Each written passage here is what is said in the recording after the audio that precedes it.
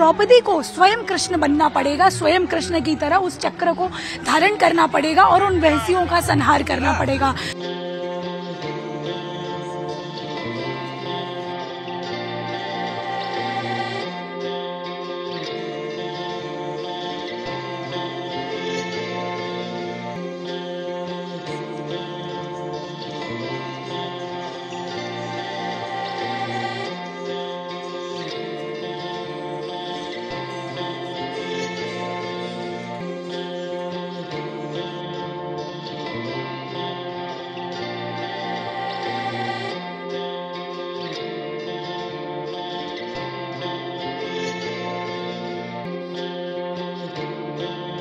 द्रौपदी को स्वयं कृष्ण बनना पड़ेगा, स्वयं कृष्ण की तरह उस चक्र को धारण करना पड़ेगा और उन वहसियों का संहार करना पड़ेगा। यहाँ पर जितने भी कैरेक्टर्स भगवान श्री कृष्ण के जीवन से जुड़े हुए हैं वो सारे कैरेक्टर्स हमारी यहाँ पर जो छात्राएं हैं, दोस्त हैं, वो लड़कियां ही निभाती हैं।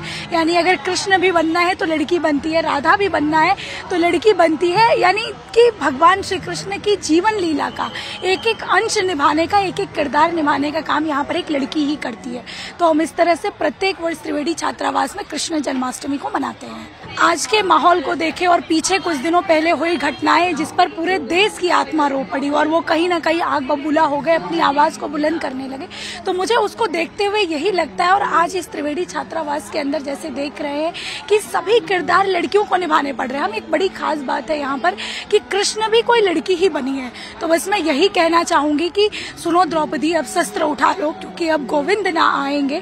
अब द्रौपदी को स्वयं कृष्ण बनना पड़ेगा, स्वयं कृष्ण की तरह उस चक्र को धारण करना पड़ेगा और उन वहसियों का संहार करना पड़ेगा। तो कुछ उस तरह से उस प्रकृति में आकर महिलाओं को आगे आना पड़ेगा और समाज के भीतर अपने वर्चस्व को स्थापित करते हुए कार्य करना पड़ेगा। कुल जरूरत है समाज के अंदर, क्योंकि अगर एक लड़की सशक्त होगी, स्वयं को स्वयं सिद्धा के तौर पर देखेगी और मजबूती से खड़ा रखेगी, तो हर मुश्किल का सामना करेगी और हर मुश्किल का मुंहतोड़ जवाब देने के लिए अपनी पूरी ताकत रखेगी।